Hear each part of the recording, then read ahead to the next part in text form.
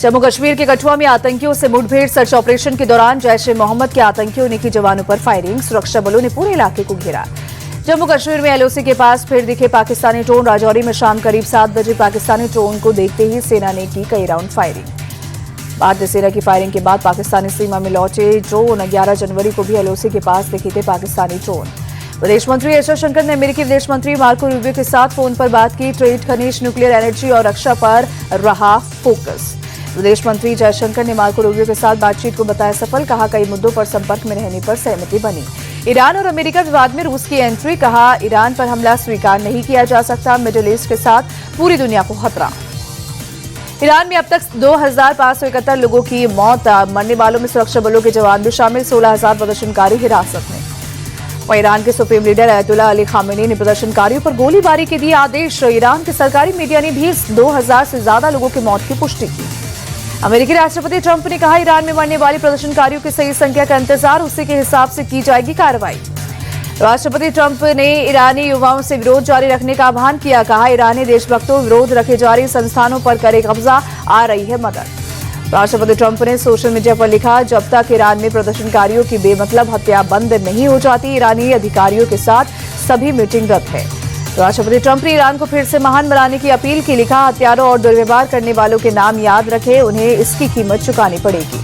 Trump के बयान के बाद मिडिल ईस्ट में बढ़ी हलचल। ईरान और कतर के बीच फोन पर बातचीत हुई। सिक्योरिटी काउंसिल के सेक्रेटरी और कतर के पीएम की बात। ईरान की निर्वासित क्राउन प्रिंस रजा पहलवी ने ईरान की सेना को भेजा संदेश। आप ईरान की सेना है, इस्लामिक गणराज्य के नहीं। देशवासी जो जुड़े उनकी रक्षा करें।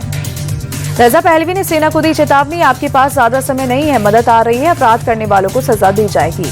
महाराष्ट्र में बीएमसी चुनाव के लिए थमा चुनाव प्रचार। 15 जनवरी को वोटिंग, 16 जनवरी को होगा रिजल्ट का ऐलान। बीएमसी की 227 सीट पर 1700 उम्मीदवारों के बीच मुकाबला। शिवसेना यूबीटी और एमएनएस का गठबंधन और बीजेपी शिवसेना शिंदे का गठबंधन आमने सामने। बंगाल में एसआईआर पर फिर भड़कीं ममता बनर्जी। कहा चुनाव आयोग ने जिंदा लोगों को मृत दिखाया, वैलिड वोटर्स के नाम काटने का किसने दिया अधिकार। ममता बोली, व्हाट्सएप पर काम कर रहा ईसी, बीजेपी के इशारों पर नियमों में हेरफेर, आधे से ज्यादा वोटर्स के नाम काटे। कोलकाता में बीजेपी नेता शुवेंदु अधिकारी ने फिर निकाली रैली। खुद पर हुए हमले में अब तक गिरफ्तारी न होने पर जताई नाराजगी। शुवेंदु अधिकारी बोले, ममता राज में बंगाल की कानून व्यवस्था ध्वस्त, दीदी की विदाई का टाइम आ गया है। एमपी के पूर्व सीएम दिग्विजय सिंह का बड़ा बयान। कार्यकाल खत्म होने के बाद राज्यसभा जाने से किया इनकार। 2028 के विधानसभा चुनाव पर दिग्विजय का फोकस। कहा, अब प्रदेश की राजनीति में पूरी सक्रियता के साथ भूमिका निभाऊंगा। महादेव बैटिंग ऐप को लेकर ईडी की बड़ी कार्रवाई। आरोपियों की 21 करोड़ से ज्यादा की संपत्ति को सीज किया। लखनऊ के किंग जॉर्ज मेडिकल कॉलेज पर 67 करोड़ का हाउस टैक्स बकाया। नगर निगम ने कॉलेज के बीसी का ऑफिस को दिया बकाया बिल। केजीएमयू गई थी लखनऊ नगर निगम की टीम। नगर निगम के मुताबिक काफी समय से बकाया था बिल। दिल्ली में शीतलहर के साथ छाई धुंध। मयूर विहार इलाके में 367 पहुंचा एक्यूआई। न्यूनतम तापमान 5 डिग्री दर्ज किया गया। चाइनीज मांझे को लेकर पूरे देश में सख्ती। मकर संक्रांति पर शहर शहर पुलिस की निगरानी। राजस्थान और एमपी में चाइनीज मांझे पर पूर्ण प्रतिबंध। राजस्थान के जयपुर में चाइनीज मांझे के 8 गट्ठे के साथ जुनैद नाम का शख्स गिरफ्तार। आरोपी जुनैद 400 से 1000 में बेच रहा था चाइनीज मांझा।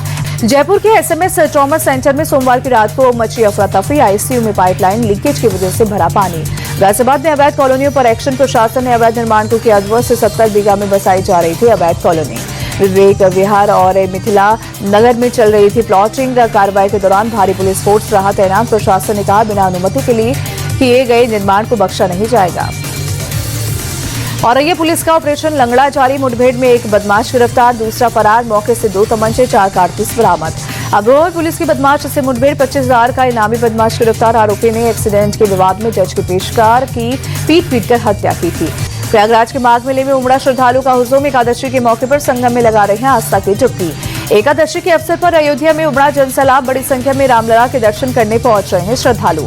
हरिद्वार में भी मकर संक्रांति के मौके पर उमड़े लोग। कड़ाके की ठंड में हर की पौड़ी पर किया पवित्र स्नान। भारत और न्यूजीलैंड के बीच आज राजकोट में खेला जाएगा वनडे सीरीज का दूसरा मुकाबला। दोपहर 1:30 बजे शुरू होगा मैच। 3 मैचों की सीरीज में भारत 1-0 से आगे। विमेंस प्रीमियर लीग में आज दिल्ली कैपिटल्स और यूपी वॉरियर्स की होगी भिड़ंत। शाम 7:30 बजे शुरू होगा मैच। विमेंस प्रीमियर लीग में मुंबई इंडियंस ने गुजरात जायंट्स को 7 विकेट से हराया। गुजरात जायंट्स को टूर्नामेंट में मिली पहली हार।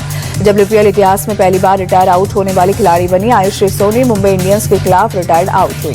इंडिया ओपन के मेंस डबल्स में सात्विक चिराग को मिला वॉकओवर। दूसरे दौर में पहुंचे।